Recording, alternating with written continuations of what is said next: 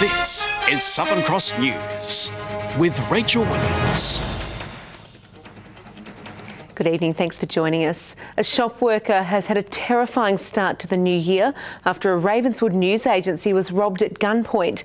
The alleged offender, now in police custody, spent almost an hour pacing outside the store before he entered, pointed a gun at the victim and demanded cash. Just after 6 this morning, CCTV captures a man in a hoodie appearing agitated. Pacing back and forth outside the Eastside news agency, he pauses for a moment, even looking in the direction of a security camera. The shop worker inside oblivious to what's taking place outside. The shopkeeper had some previous customers in, and this was just another early customer. After entering, the alleged offender points a gun at the employee. The ordeal all over in under a minute. The intruder fleeing on foot with an undisclosed amount of cash and cigarettes. There are actually no threats of violence other than the pointing of the firearm. It's this CCTV which meant that within 5 hours of the incident, a 17-year-old was taken into police custody. What we have found is a lot of businesses do have CCTV, but it is ageing and the quality isn't quite there to help us. So in this instance, though, it was a newer system and really good quality, which has helped us out a great deal. Several customers surprised to find the news agency doors closed for the day. It's terrible, really. And there's no need, like you've got these lovely shops up here, you get what you want. For me, it's a terrible thing. Eastside shopping centre operators declined to comment on camera today, but say the incident is extremely alarming and that they believe it's the first of its kind at the complex. We do have instances of robbery throughout the community. No one suburb is overrepresented, so no, there's no need for fear in the community. The alleged offender is expected to appear at an after-hours court session later this evening. Jessie Gilmore, Southern Cross News. A man has been arrested and charged in relation to an alleged sexual assault at the Falls Festival. While the New Year's celebrations have come to an abrupt end for some, with several drink drivers charged as crowds poured out of Marion Bay today. Police received the report after a female was allegedly groped on the breast in the Falls mosh pit. Today, more details were revealed. The women involved, the person involved and her friend actually apprehended the male, then handed them to security, who then handed them to police for the matter to be investigated. Yesterday, police arrested and charged a 32-year-old male from Carlton for assault with indecent intent. He's since been bailed and will appear in court at a later date. And with the festival all wrapped up, the long and painful drive home began early this morning.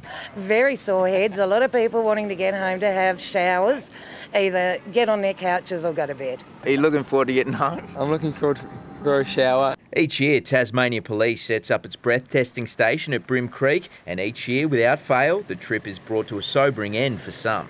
Unfortunately, we have had at least 8 or 9 positive Exceedo 5s. It's really surprising the fact that people are prepared to take that risk. More than 16,000 turned out over the 3 days, and despite the reports of sexual assault, it's understood the majority of revellers were well behaved. I was really tidy in that family area. Yeah. We had a great time. On the roads around the state, it was a fatality-free New Year's Eve, but with 76 Tasmanians charged with drink driving to date as part of Operation Crossroads, motorists are being urged to play it safe, with police still out in force. But it's pleasing that we haven't had any fatalities over this Christmas period, and the families haven't had to wrestle with that tragedy that might occur. Tom Cooper, Southern Cross News. New Year's celebrations in Hobart have been marred by drunk and disorderly behaviour. Police reported a rise in alcohol-fuelled incidents across the city, with 30 people arrested for minor offences. But authorities say there were no issues at the major event, the Taste of Tasmania.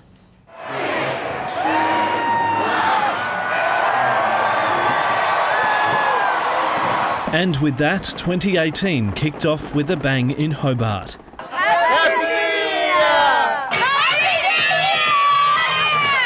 Revellers danced their way into the new year at the Taste.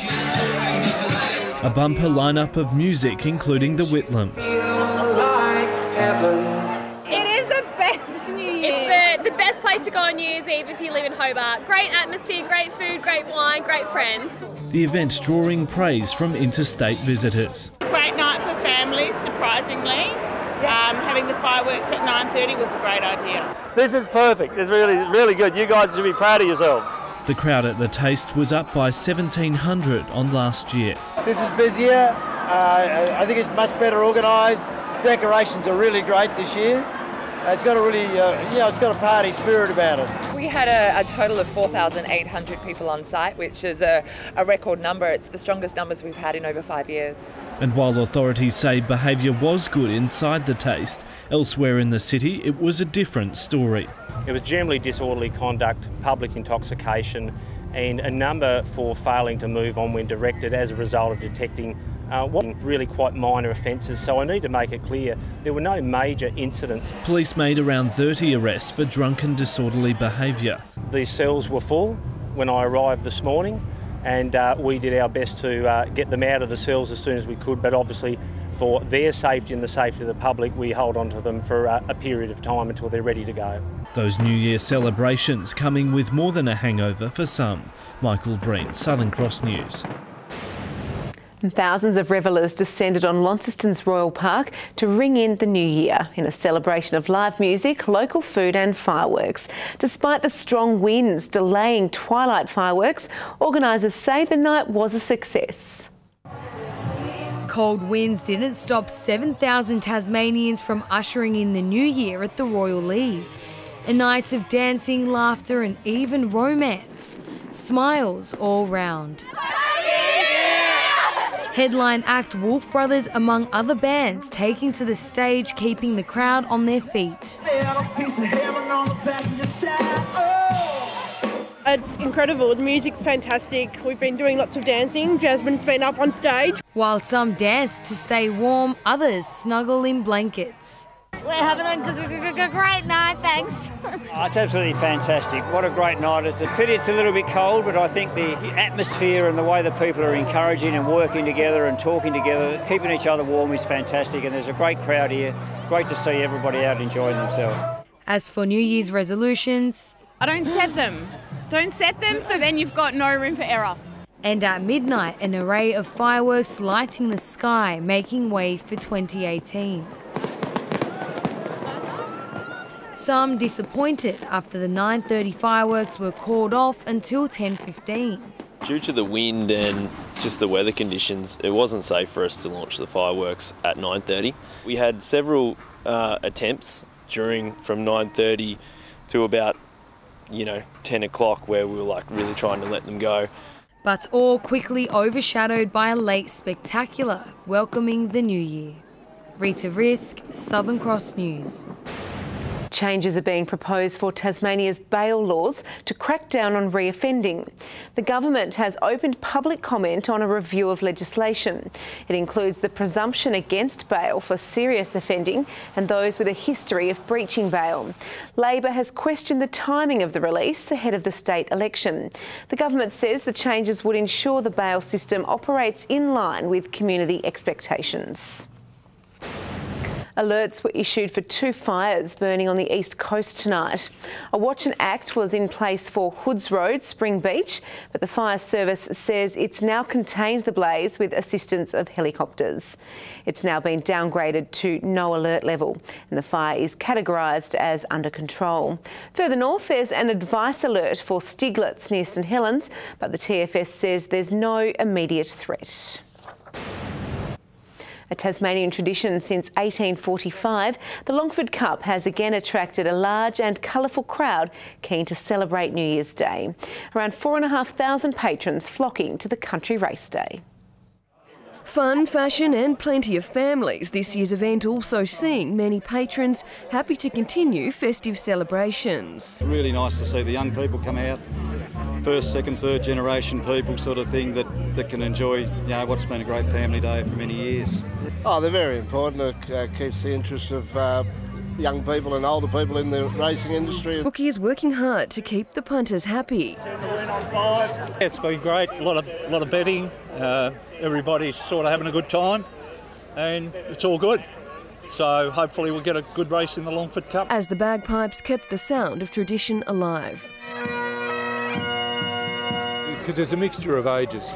The older people know the tunes and the younger people quite often haven't heard bagpipes or the music we play, so it's a little bit of introduction for them too. While the form of horses was the focus for some. It's a great lead up to the other major cups. Like a couple of years ago, Up Cups ran a very good second or third and went on to win the Launceston and Hobart Cups, so that shows the standard of the horses that we do attract. Others spent considerable effort planning their outfits, which for Sprayton's Belinda Oakley paid off. I found the headpiece in a similar colour and I had it made in the colour to suit, and I just really loved the dress. I love something bold and I really wanted to stand out. There's a lot of pink getting around this year. In the men's it was a different story. Trent Casey of Launceston proving fashion can also be fluked. A friend just sort of dared me to go up, so it worked out pretty well. The best part of the day though, arguably sitting back and soaking up the sunshine. Are you having a good day today, and if so, why? Beautiful. Just, well, it was on my wish list to come to the Longford Cup, and so just making the day and the effort. Jessie Gilmore, Southern Cross News. 2 Tasmanian babies couldn't wait to enter the world, arriving weeks earlier than their expected due date. While many were popping champagne bottles and welcoming in the new year, these families were celebrating their New Year's Day babies. They came into the world a little early. And for these 2 families, a new year brought a new life. She was due the 12th of January, but she decided to come a little bit early. Baby Bella born just after midnight at the Royal Hobart Hospital, making her the newest addition to the family of 8. I could hear the fireworks not too long before she made her entrance. Really happy, and yeah, she's a blessing. For this family, baby Declan made his arrival 6 weeks early at Launceston's General Hospital. He's happy and healthy, and that's really all we can ask for. Yeah, pretty much. Yeah, great late Christmas present. First-time dad Lee Bullock says the experience was an emotional one. Yeah, no, it was exhilarating. It was exciting to see. Like, it was a bit overwhelming actually. However, this isn't the first time Susan Lee has been in hospital over the holiday season. My son was born on Christmas Day 15 years ago, and now I've got a New Year's Day baby. So, ironic. Yeah, I don't know about ironic. Rita Risk, Southern Cross News. Crowds are building at West Park for this year's Burnie Gift. Reporter Tom Johnson is in the thick of the action and joins us now live. Hi Tom, who is everyone keeping an eye on there tonight?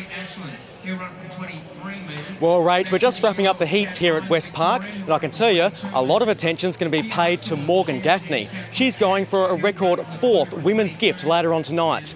The wheel events are also expected to be hotly contested. Local riders Amy Cure and Macy Stewart have made it to the final. In testing conditions, might I add, very windy here at the moment. And the mile will feature King Island's Stuart McSwain. He's had a massive 2017, and this will be a big step in his lead up to the Commonwealth Games. So we've got a great night ahead, Rachel, and there's been a shock in the heats earlier on in the men's gift. I'll have more details on that later on in sport. Back to you. OK, thank you for that. Tom, it certainly sounds nice and loud there. Sprint sensation Jack Hale has been eliminated in the semi-final of the Burnie Gift. Tom Johnson has the details at West Park, and Tom, was there much in it? It was a close finish, Tom, but Hale simply couldn't make up that huge handicap. He started 1 metre behind the scratch mark, the first time that's happened in the Gift's 131-year history. Hale exploded down the track, but the deficit got him in the end, although he told us after the race he wouldn't want it any other way. No, I just took it as a real honour, actually, like to come in here and just put off that mark. It's pretty awesome for me, and I'm not really too stressed about it, just come here and have a run. As I mentioned earlier tonight, Macy Stewart and Amy Cure are into the women's wheel final. Conditions were tough in the heats. Strong winds took a toll on the riders. We have a fair bit of gaps to chase, so it is so hard in the wind, and I really hope that we can get up in the final. I think after my racing, I've proven to myself that I'm coming back with the form that I need to be to race at the Gold Coast. So for me, yeah, it's really good out. I'm looking forward to it. And Stuart McSwain is getting ready for the mile later tonight. He's hoping to start his 2018 with a bang. So I was second last year behind the Australian record holder Ryan Gregson, so to go one better this year would be pretty huge. Especially, I'm looking at the crowd now, it's already big, so I'm assuming by 8:30 it's going to be pretty large tonight. So we've been working really hard over the last 3 or 4 years to boost prize money and the event profile. But this year, I guess it's about Commonwealth Games profile, get some recognition. And we'll bring you the women's and men's gifts later on tonight, right here on Southern Cross. For now, it's back to you, Tom. The stable of Tasmanian gelding Vandermeer are now $20,000 richer after the 8-year-old stormed home to take this afternoon's Longford Cup, beating out favourite Kanchi. Vandermeer streaking away with the cup, and for Tegan Burham, Vandermeer wins the Longford Cup and scores by 5 lengths. Vandermeer first. Vandermeer paying $8.10 for the win and $2.40 for the place, while Kanji and Beaufort Lad paid $1.60 and $1.70 for the place, with the Quinella and Trifecta paying $15.40 and $105.50. Good evening, I'm here on the Hobart waterfront at the Taste of Tasmania, where the drinks are flowing and the food is absolutely delicious. Hobart reached a top of 22 degrees today. It was 23 in Launceston and Devonport and 22 in Burnie. We saw some showers today in western and southern parts of the state. Temperatures were close to average in the north and slightly lower in the south, with the state's high of 27 recorded at Friendly Beaches. It was 22 at Maria Island and Ouse, 21 at Low Head, 19 at Strawn and 16 at Lyowini. Here the satellite shows low cloud over parts of Tasmania and southern coastal parts of the mainland due to onshore flow. And ex-tropical cyclone Hilda can be seen causing cloud over the centre of the mainland, with moisture extending further east. On the close-up, some mountain waves visible in the clouds over the state today. Tomorrow, a cold front approaches Tasmania from the west, with the high in the Bight strengthening to extend a ridge into central Australia. West to northwesterly winds, 15 to 25 knots, increasing in the south, and swells up to 3 metres in the west. There's a strong wind warning for northern and northeastern coastal waters from Stanley to St Helens Point, and for lower eastern and southern waters between Tasman Island and Low Rocky Point. A possible late shower for Hobart tomorrow, 23 the top. Adventure Bay, a shower or two, 21. Tarraleah, 17. Launceston, partly cloudy, 24 the top. Devonport and Bridport, both partly cloudy with a top of 21. A cloudy day for Burnie, 21 degrees. Strawn, showers, 18. Marrawar, 19. St Helens, partly cloudy, 24. A shower or two for Swansea, 23. Whitemark, 21. UV, very high to extreme. Now looking a little further ahead in the week. Wednesday, we can expect morning showers about the west and south with a fine day elsewhere. Thursday, mainly fine around the state, aside from more showers about the west and south. And Friday is looking fine, apart from a possible shower about the southwest. Now let's take a look around the country tomorrow. Perth, sunny with a top of 35. A possible storm for Brisbane, 31. Sydney, 27, partly cloudy. A top of 23 for Adelaide. And a mostly cloudy day for Melbourne, 22. And here's a look at the current conditions around the state. The Taste of Tasmania is on until the 3rd of January, so you've still got a few more nights to come down and check out some of the best food and drink that this beautiful state has to offer. Check out some live music and just have a great time.